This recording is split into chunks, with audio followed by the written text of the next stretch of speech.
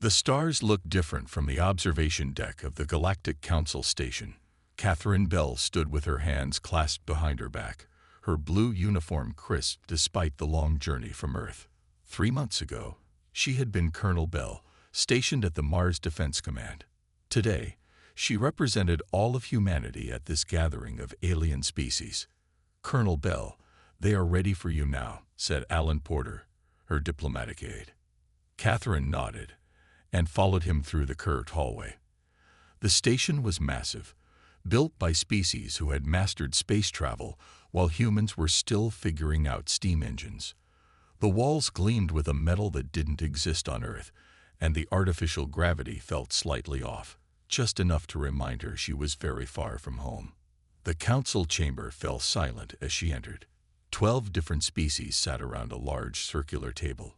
Some looked almost human, while others were so alien that Catherine had trouble telling where their faces were. The smell of different atmospheres mixing through special breathing apparatus filled the room. An Aldari representative rose. The Aldari looked mostly human except for their silver skin and large eyes. "This is the human military representative. We expected someone more substantial." Catherine kept her face neutral. At 5'6", she wasn't tall by human standards, but her presence had never been questioned on Earth. "Size has little correlation with strategic thinking where I come from," she said. A rumble that might have been laughter came from the BRAC delegate, a massive creature covered in plate-like armor. "Well said, human. Perhaps you will provide some entertainment during these tedious meetings." The Zenth representative, a slender being with 4 arms and skin that shifted colors like an octopus, merely watched Catherine with unblinking eyes. "I'll try not to disappoint," Catherine said, taking her assigned seat. The meeting began, and Catherine quickly realized she was not expected to contribute. The war between the Aldari Confederacy and the Zenth Empire dominated all discussion. Star charts displayed systems gained and lost. Casualty numbers in the billions were mentioned without emotion. Supply lines, fleet movements, and defense grids were analyzed in technical detail. This war had been raging for over 300 years.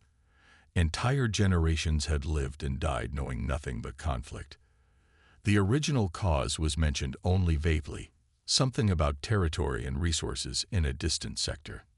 During a break, Catherine approached the Aldara general who seemed to be in charge of their military strategy.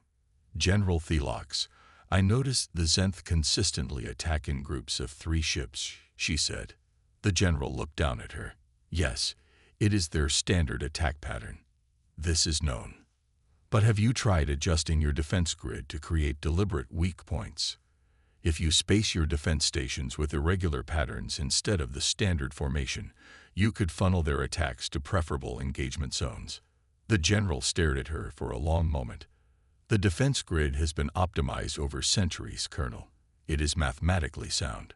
"Mathematics isn't everything in war," Catherine said. "Sometimes unpredictability is more valuable than perfection." The general made a dismissive gesture and walked away. Catherine noticed the Zenth representative watching the interaction from across the room, their skin rippling with colors. Over the next few months, Catherine attended every strategy meeting. She was allowed to observe but rarely invited to speak. She took detailed notes and studied the history of the conflict from both perspectives. At night, she created her own strategic models and sent reports back to Earth.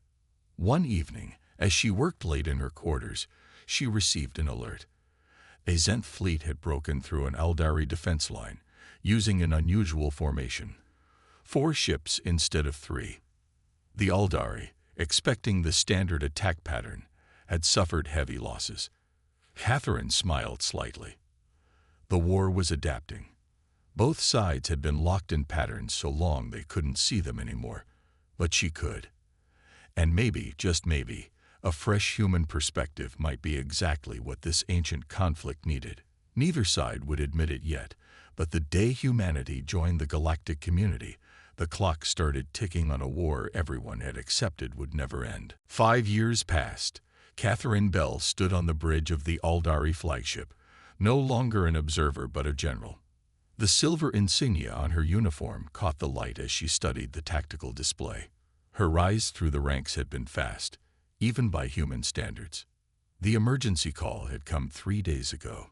The Zenth attack force had struck the human colony on Proxima Centauri. The colony was small, just 20,000 people trying to build a new life on the edge of human space.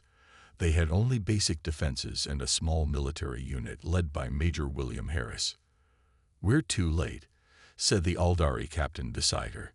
"The Zenth never leave survivors." Catherine's face remained calm, but her hands tightened behind her back. "Show me the colony's last transmission." The screen flickered. Major Harris appeared, his face dirty and a cut above his eye still bleeding. Explosions sounded in the background. "This is Major Harris of Proxima Colony. Zenth forces have bypassed our orbital defenses. We have 3 Earth ships and about 200 military personnel against at least 4 Zenth cruisers. We're implementing Operation Hornet's Nest." The Aldari captain frowned. "Operation Hornet's Nest? What is this?" Catherine watched the screen intently. "Something we developed for worst-case scenarios. Keep watching." The footage continued, showing the colony's civilians evacuating to underground bunkers. Meanwhile, Harris had positioned his 3 ships in a tight triangle. The Zenth ships approached confidently, expecting easy targets. "They're falling for it," Catherine whispered. On screen, the Earth ships suddenly split apart at the last second. Hidden mining explosives that had been quickly placed in the space around them detonated, creating a chaotic field of debris and energy disruptions. The Zenth ship's formation broke apart to avoid collisions. In that moment of confusion, Harris's ships attacked from 3 different angles, focusing all firepower on a single Zenth vessel. The recording cut out after showing the damaged Zenth ship listing to one side. "We need to hurry," Catherine said. "They might still be fighting." When their fleet arrived at Proxima Centauri 12 hours later, they expected to find ruins. Instead, they found 2 destroyed Zenth cruisers, 1 heavily damaged but intact Zenth vessel, and a battered but functioning human colony.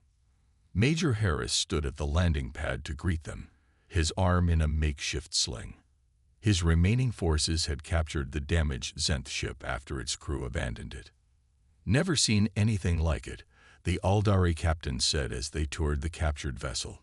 "In 300 years, no one has taken a Zenth ship intact." Catherine ran her hand along the alien control panel.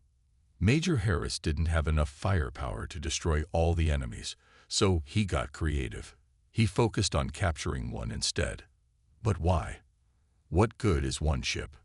Catherine smiled. Information. Their navigation systems, their communication codes, their weapon specifications. Things your forces have been trying to get for centuries.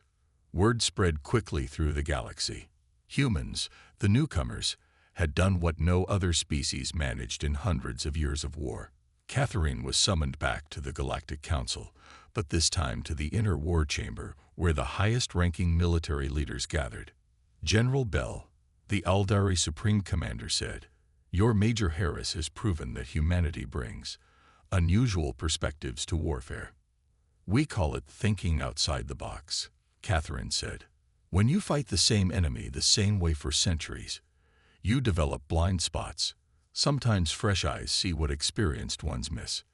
The Zenth representative's skin flickered with dark colors. "Your species is dangerous." "All species are dangerous when fighting for survival," Catherine replied calmly. "But humans have another quality you might find more valuable." "And what is that?" asked the BRAC general.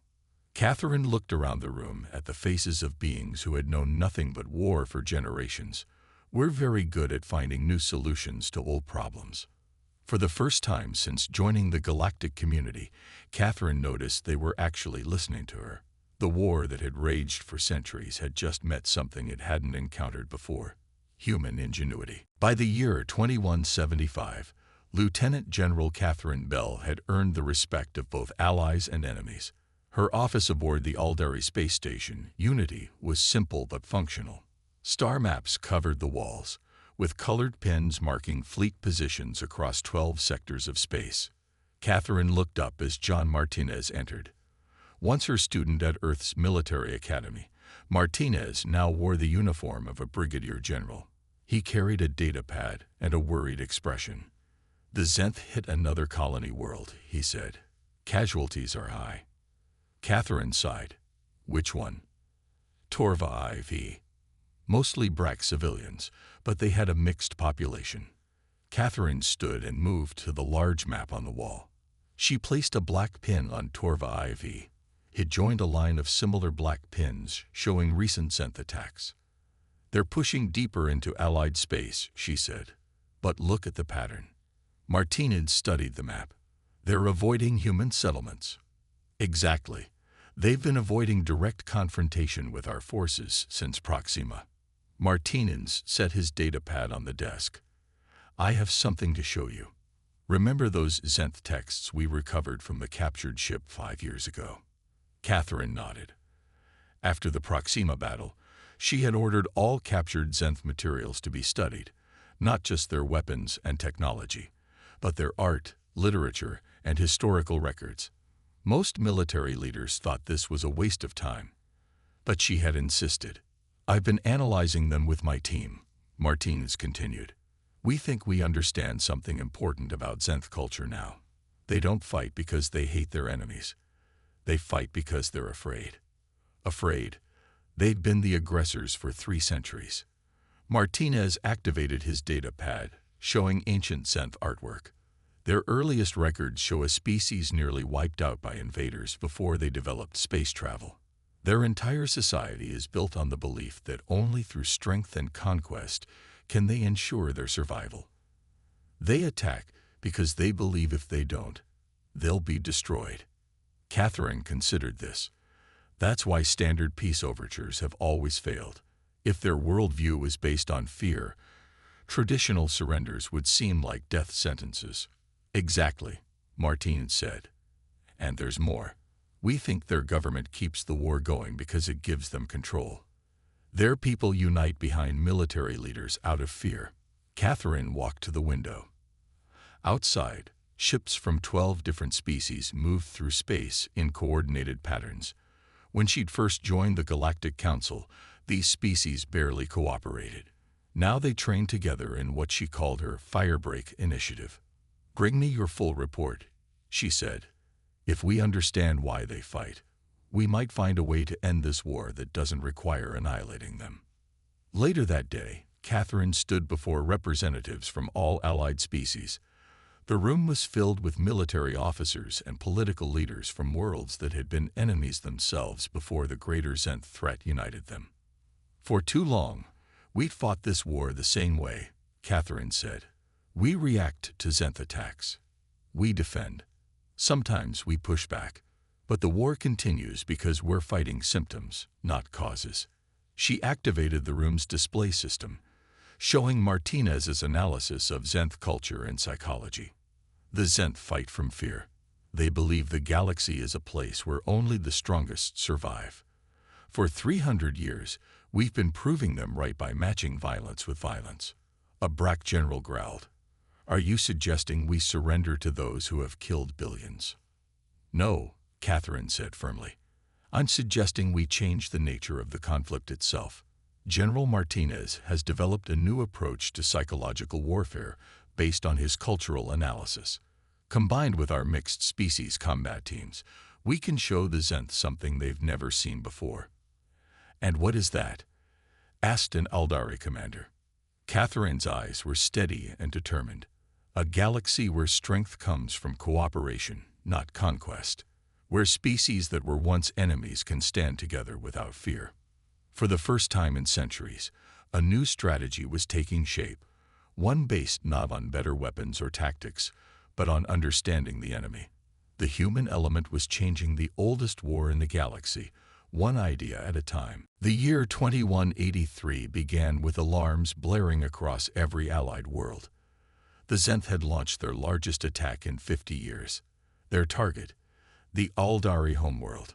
In the command center of the defense station, General Catherine Bell watched as hundreds of red dots appeared on the tactical display. The Zenth fleet was massive, at least 3 times larger than any attack force previously recorded. "They've been gathering this fleet in secret for years," said the Aldari Supreme Commander, his silver skin pale with worry. "Our deep space sensors never detected them. They found a way to mask their energy signatures," Catherine said, studying the display. "The question is why now? Why risk everything on one massive attack?" General Martinez stood beside her, his face grim. "Intelligence suggests their leadership is fracturing. The war has been going on so long that some Zenth factions want to try new approaches. The old guard is losing control. So they're making a desperate move to end the war in one blow," Catherine said. The Aldari homeworld's defenses were strong, built up over centuries of war. But as the battle unfolded, it became clear they wouldn't hold. The Zenth attacked in new formations, using tactics they had never shown before. It was as if they had been holding back, saving their best strategies for this moment. "Orbital Defense Ring 4 has fallen," reported an officer. "They're breaking through Sector 7. Catherine watched as billions of lives hung in the balance. The Aldari homeworld had a population of 14 billion. If it fell, the death toll would be unimaginable. "Order the evacuation of all civilian centers near the breach," she said, "and get me a direct channel to all Allied fleet commanders." When the communications officer nodded, Catherine straightened her uniform and looked directly into the camera. "This is General Catherine Bell of Earth, Supreme Allied Commander. The Zenth believe this is their moment of victory. They think one massive attack can end a war that has lasted 300 years. They're wrong." She pulled up tactical displays from 12 different sectors. "For the past 3 years, we've been training for this scenario. Operation Firebreak is now active. All mixed species combat teams, execute Protocol Omega. All reserve fleets move to your designated jump points." Across the galaxy, ships that had been hidden in nebulas, inside moons, and behind planets began to move. These weren't traditional military vessels. They were smaller, faster ships with mixed crews from all allied species. "The Zenth expect us to defend," Catherine continued. "That's what everyone has always done against their attacks. But today, we attack." As the Zenth pressed their advantage at the Aldari homeworld, Allied strike teams hit Zenth supply lines, communication relays, and command centers across 20 different sectors simultaneously. The Firebreak teams, trained in Catherine's new combined tactics, struck with precision and withdrew before the Zenth could respond. On the main display, Catherine watched as the Zenth attack faltered. Their supply lines cut, their communications disrupted, their formations began to break apart. "Now," she said quietly, "bring in the main fleet." The Allied armada emerged from hyperspace directly behind the Zenth forces. Caught between the planetary defenses and the Allied fleet, the Zenth attack force was trapped. Hours later, the battle was over. The Aldari homeworld still stood, though parts of it were in ruins. The Zenth fleet was destroyed or scattered. For the first time in living memory, a major Zenth offensive had been completely defeated. In the quiet aftermath, Martinez found Catherine staring out a viewport at the damaged planet below. "We won," he said. Catherine shook her head slightly. "No, we survived. Winning means ending this war, not just this battle." Martinez nodded slowly. "But we've given people something they haven't had in centuries." "What's that?" "Hope that it can end," he said. "And that's a start."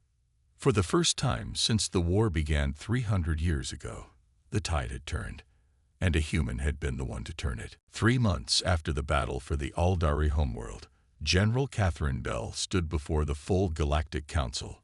Representatives from over 50 species filled the Great Chamber. Many had been enemies before the Zenth threat united them. Now they looked to her with something new in their eyes: respect. "The Zenth have lost 23 strategic positions," Catherine said, pointing to the large star map behind her. "For the first time in this war, they are on the defensive." The room filled with sounds of approval. 300 years of being pushed back had made victory taste sweet. "We should press our advantage," said a BRAC commander, his armored plates clicking as he spoke. Push into their core systems and end this war. Several council members roared in agreement. Catherine raised her hand, and the room quieted. If we do that, we become what they fear, she said. General Martinez has completed his study of Zenth history and culture. I ask that you hear his findings before we decide our next move. Martinez stepped forward. He had spent years studying the Zenth, learning their language and examining the artifacts and texts captured during various battles. The Zenth believe the galaxy is a place of constant threat, he explained. Their earliest records tell of near extinction at the hands of invaders. Their entire society is built on the belief that only through strength and conquest can they survive. Their leaders maintain power by feeding this fear. He displayed images of Zenth cities, their architecture designed for defense with few windows and multiple barriers. Even their homes reflect their worldview, Martinez continued.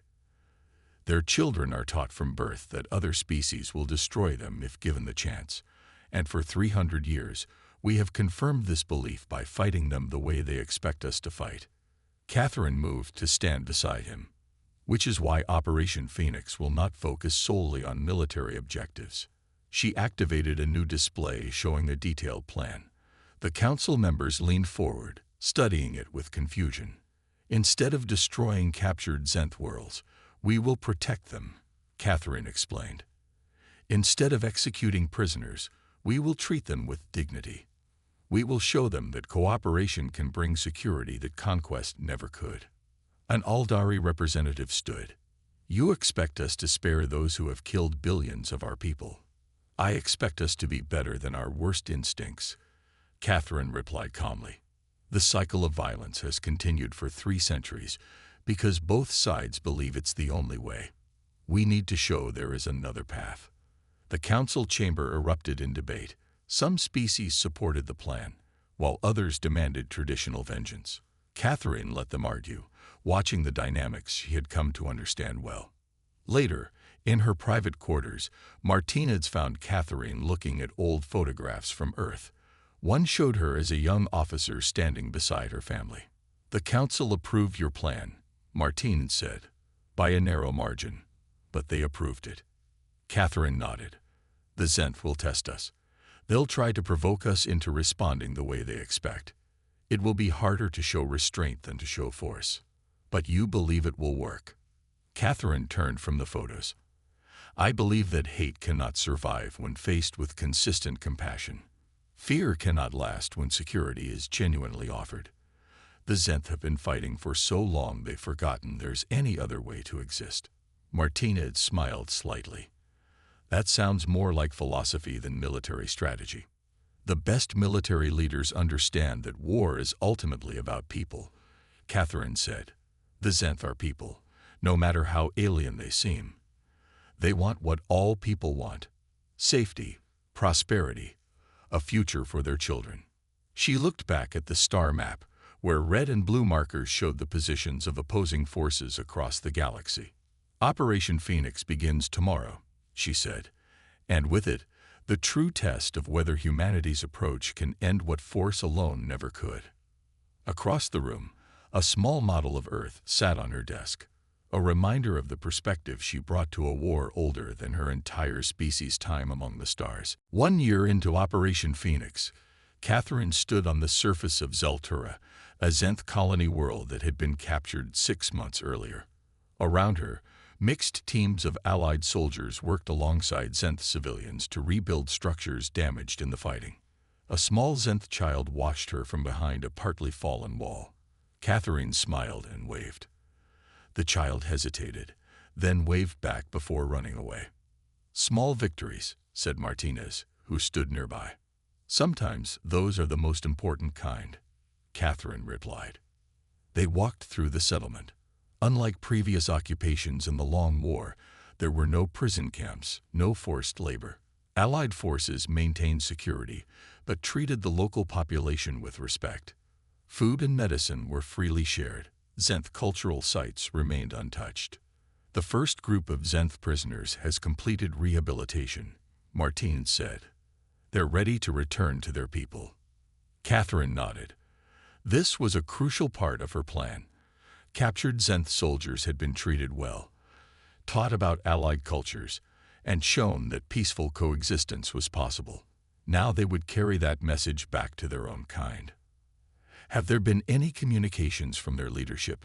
she asked. "Nothing official, but our intelligence suggests there's growing division among their ruling council. Some factions are questioning the traditional approach." A loud explosion suddenly shook the ground. Catherine instinctively dropped to a crouch as debris fell nearby. Alarms sounded across the settlement. "Report," she commanded into her communicator. "Attack at the eastern perimeter," came the response. "Small Zenth strike team." They hit the medical center. Catherine and Martinez rushed to the scene. The building was in flames. Allied soldiers were already helping the wounded, both their own people and Zenth civilians. Among the injured was the child Catherine had seen earlier. A medical officer worked frantically to stop the bleeding from a wound in the child's leg. "Will the child live?" Catherine asked. The medic nodded. "The injury isn't life-threatening." A captured Zenth attacker was being held nearby, his arms bound behind him. He looked at Catherine with hatred. "Why target a medical center?" She asked him directly in the Zenth language she had learned. The prisoner seemed surprised to hear his own tongue from a human. "You pretend to help while planning our destruction," he spat. "Your kindness is a trap." Catherine knelt to be at his eye level. "If we wanted to destroy you, we would have already. Look around you. We're helping your wounded alongside our own." The Zenth fighter looked confused as he watched Allied medics treating injured Zenth civilians. "This is propaganda," he insisted, but with less conviction. "No," Catherine said gently. "This is the future we can build together. A galaxy where your children and ours don't have to live in fear." Later, as night fell over the settlement, Catherine received an urgent message. A Zenth communication vessel had entered the system under a flag of truce. "They're asking to speak with you personally," her communications officer said. The message was brief. A high-ranking Zenth commander requested a meeting to discuss recent developments. It wasn't peace talks, not officially, but it was the first diplomatic communication from the Zenth leadership in over a century. In her quarters, Catherine studied the message again and again. "They're testing us," Martine said, "seeing if we're sincere or if this is all an elaborate trap." "Then we need to show them it's not," Catherine replied. "Prepare my shuttle. I'll meet them personally with minimal security." Martinez looked alarmed. "That's too dangerous. They could be planning to capture or kill you." Catherine shook her head. "Trust has to start somewhere. If we want to end this war, we need to be willing to take risks for peace. The Council won't approve." "Then I won't ask them," Catherine said firmly. "Sometimes doing the right thing means going beyond orders." As her shuttle prepared for departure the next morning, Catherine knew she was either about to make history or become another casualty in a war that had claimed countless lives. But for the first time in 300 years, there was a real chance for peace. Catherine's shuttle approached the meeting point, a small space station in neutral territory. She had brought only 5 guards with her, all of them wearing light weapons. Martinez had wanted to come, but she needed him to remain with the fleet in case things went wrong. "General, we're receiving a transmission from the Zenth vessel," said her pilot. "Put it through," Catherine replied. The screen showed a Zenth commander. His skin rippled with blue and green colors, a sign of caution in their species. "General Bell," he said in the common galactic language. "I am Commander Vextil. I will board with 5 guards, as agreed." "We look forward to meeting you, Commander," Catherine said. Inside the station, Catherine waited in a simple meeting room. The walls were bare metal. A single table with chairs sat in the center. Her guards positioned themselves along the walls, alert but not threatening. The door opened, and Commander Vextil entered with his guards. Zenth were tall beings with 4 arms and skin that changed colors to reflect their emotions. Vextil's skin was now a steady purple, showing control and formality. "Thank you for agreeing to meet," Catherine said, gesturing to the table. Vextil studied her for a moment. You came with only 5 guards. That was unexpected. If we want to build trust, someone has to take the first step. They sat across from each other. For a moment, neither spoke. 300 years of war hung in the air between them. Reports from our captured worlds are disturbing, Vextil finally said. Our people say you are treating them with respect, providing food, medicine, rebuilding what was destroyed in battle. Is that disturbing? Catherine asked. It contradicts everything we have been taught about your intentions. Vextil's skin flickered briefly to yellow, showing confusion. For generations, we have believed all other species seek our destruction. We don't want to destroy the Zenth, Catherine said. We want the war to end so all our peoples can live in peace. Vextil leaned forward. Our leadership is divided. The old guard believes this is a trick, a new strategy to weaken us before a final attack. Others, especially younger commanders, are beginning to question our traditional views. What do you believe, Commander? Vextil was quiet for a moment. I have fought in this war for 60 years. I have lost family, friends, whole worlds. I believed our only choice was to fight or die. His skin shifted to a deep blue. But I have seen the reports, watched recordings of Zenth children playing with children of other species on worlds you've occupied. It challenges what I thought I knew. Catherine saw an opening. I have a proposal, one that could move us toward real peace. What is it? Operation Daybreak, she said. A joint mission between your forces and mine to the sacred Zenth world of Keteril. Vextil's skin flashed red in shock. Keteril is our most holy site. No non-Zenth has ever been permitted there. Exactly, Catherine said. If I come in peace to your most sacred place, under your protection, it would show our sincerity. And if you welcome me there, it would show your people that change is possible. The High Command would never agree to this. Then we start smaller, Catherine suggested. A ceasefire in one sector, prisoner exchanges, cultural representatives visiting each other's worlds. Vextil studied her. You truly believe peace is possible after 3 centuries of war? Catherine met his gaze steadily. I believe that when people see a better way to live, they take it. The question is whether we have the courage to show them that way. As the meeting continued, Catherine felt a fragile hope growing. For the first time, a Zenth commander was truly listening. It wasn't peace yet, not even close, but it was a conversation. And after 300 years of only speaking through weapons, words were a powerful change. Outside the viewport, stars shone on both their ships, side by side instead of firing upon each other. A small image of a different future, waiting to be claimed. 6 months after her meeting with Commander Vextil, General Catherine Bell stood on the surface of Keteril, the sacred homeworld of the Zenth. The air was thick and warm, with a sweet smell unlike any other world she had visited. Behind her stood Martins and a small team of human officers. Around them, Zenth guards watched carefully. Catherine had never expected to be here so soon.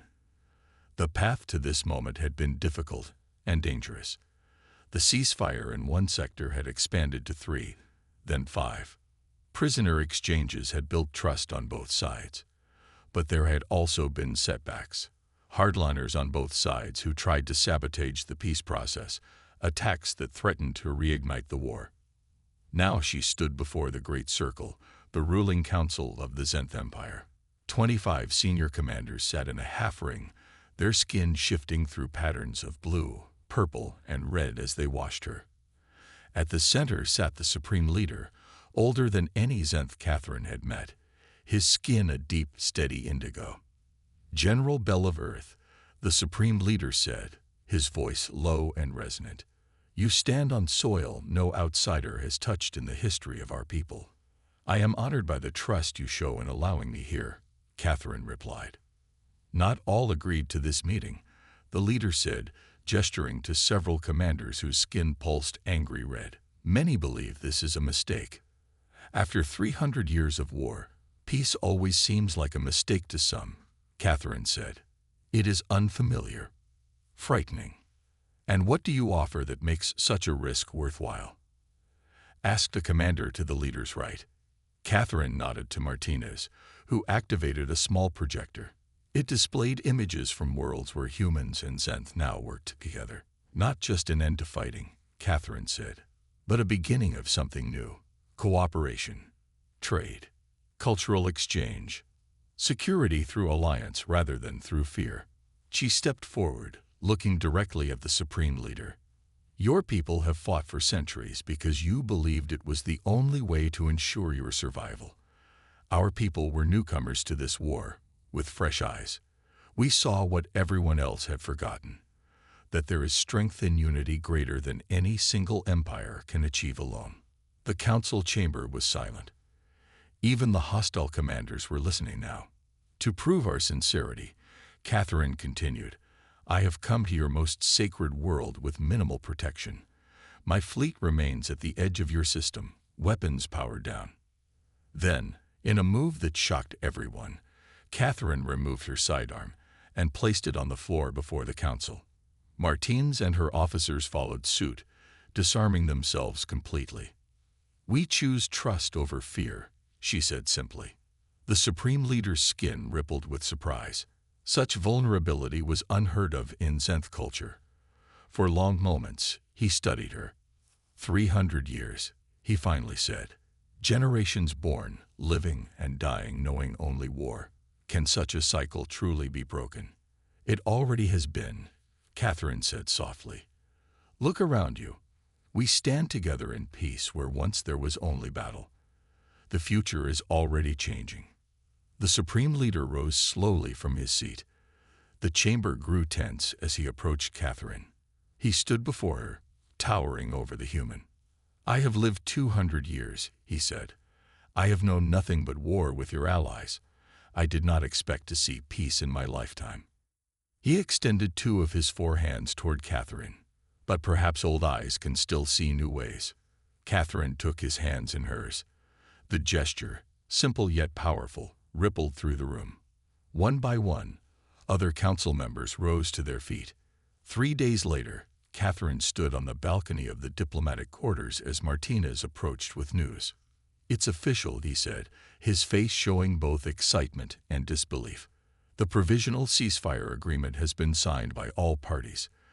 For the first time in 300 years, there is no active fighting anywhere in the galaxy. Catherine looked out at the Zenth city, where lights began to glow as evening fell. This is just the beginning, she said. Real peace will take years to build. But it has begun, Martins replied. Catherine nodded.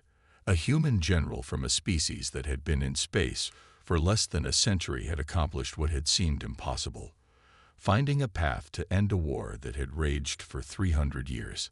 The stars above Keteril shone on a galaxy that, for the first time in generations, was not torn by war. And those stars held the promise of a different future for all who lived beneath them.